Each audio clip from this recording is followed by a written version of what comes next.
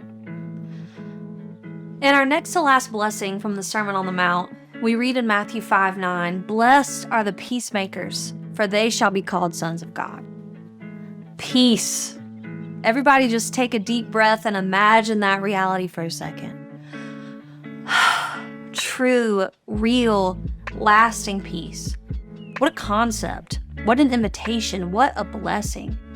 And when Jesus speaks this, he's not voicing some aspirational world peace pageant speech. He is voicing a reality that he himself is about to create. There's a question voiced by Jesus' brother in James chapter 4, verse 1, and he asks, "What causes quarrels and fights among you? Is it not this, that your passions are at war within you?" Here again, James is showing us that all of our external struggles start with an internal problem. It is all about me. What I think is the right way to live, how I think peace is actually made, how I think people should act, vote, behave, even down to how people should look. And if everyone would just get in line with my way of thinking, world peace. This absolutely defines the crowd surrounding Jesus too. You had Jews who had extreme disgust for the Gentiles, some of them even referring to Gentiles as dogs. Gentiles were themselves divided based on their regional gods.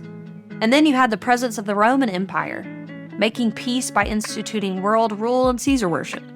No matter the faith or ethnicity, people clung to their tribal identity, and every group's plan to make peace warred with every other group's plan to make peace. Thus, total lack of peace. So when Jesus speaks this blessing in Matthew 5, he is completely re-engineering the social constructs of the day. And whether they realized it or not, he is declaring himself as the only one who would model the only way to make real, lasting peace. Paul revealed this to the church in Ephesus. In the book of Ephesians, chapter 2, it says, "But now, in Christ Jesus, you who were once far off, you've been brought near by the blood of Christ.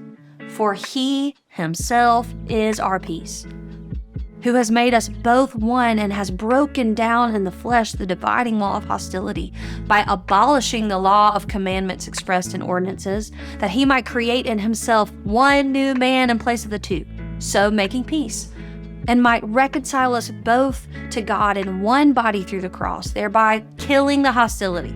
So then you are no longer strangers and aliens, but you are fellow citizens with the saints and members of the household of God."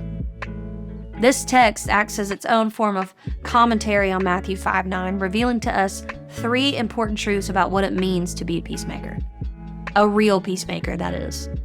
Number one, Jesus made a way for us to make peace with God first. This is the absolutely essential first step.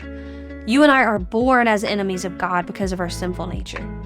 Without the shedding of blood, there is no forgiveness of sins. In order for you and I to have a way to live in peace with God, we needed a means of payment that we could not provide for ourselves. Jesus made a way by the blood of his cross, says Colossians 1:20. We now can have peace with God through Jesus Christ. Beautiful. Number two, now that we have made peace with God, we can make peace with one another. Of all the walls that try to divide us, that try to convince us that it makes sense to separate ourselves from one another, to categorize ourselves into camps and denominations and political affiliations, blah, blah, blah, Jesus tears down every single wall. We are one in Christ Jesus, one family, one body, one temple for his presence. Now, any Christ follower I come across, no matter how diverse our opinions or how diametrically opposed our stances, that is my brother or sister first, period.